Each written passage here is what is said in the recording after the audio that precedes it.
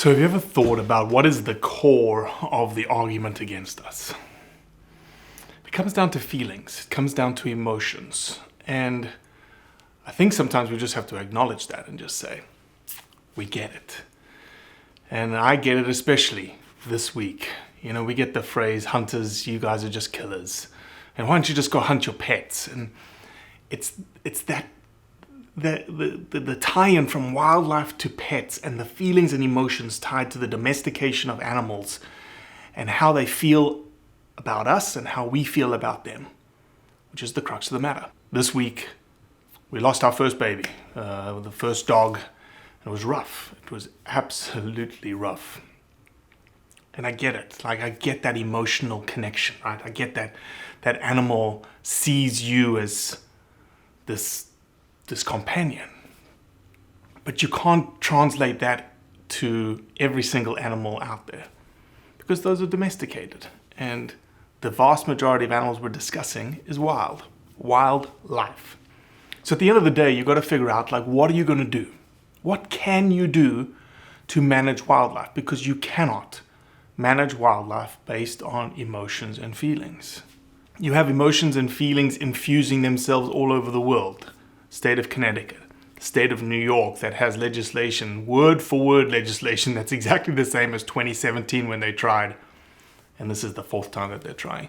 The UK just announced the Animal Sentience Act and the Animal Abroad Act, in which people's emotions and feelings are being placed on animals in different places around the world. Elephants are always in the news.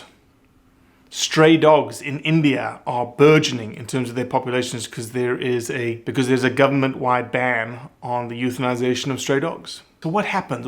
How do you deal with these things? How do you deal with an elephant population in Zimbabwe that's 3 times over carrying capacity, 100,000 animals? In Botswana, 130,000 animals. In South Africa, if you have elephants, nobody wants your elephants. How do you deal with that? Well, there's really only 4 ways that you can deal with wildlife.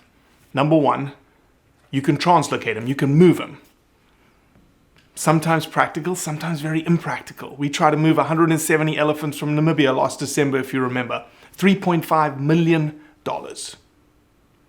What about the cost of trying to move 5,000 elephants or 10,000 elephants? Doesn't take a rocket science to figure that out. What's next? Hunting? Hunting is a tool for management. It works very well in certain places. It doesn't work very well in other areas. But hunting, just like translocating 500, 800, maybe 1,000 animals a year. Not tens of thousands of animals. Again, impractical.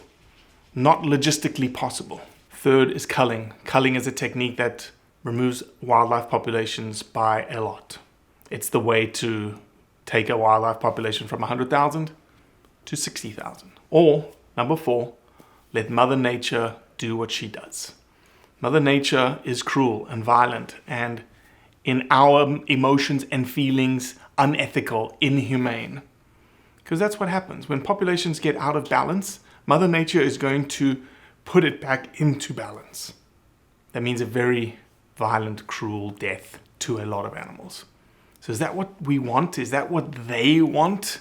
Unfortunately, that's a side of their rhetoric that is very rarely brought to the surface. That the ethical hunt, the way that we dispatch animals based on science, shows that cortisol levels are at their lowest when it comes to hunting versus culling or processing or translocating. Doesn't matter about the science though, right? I get it. Again, I get it.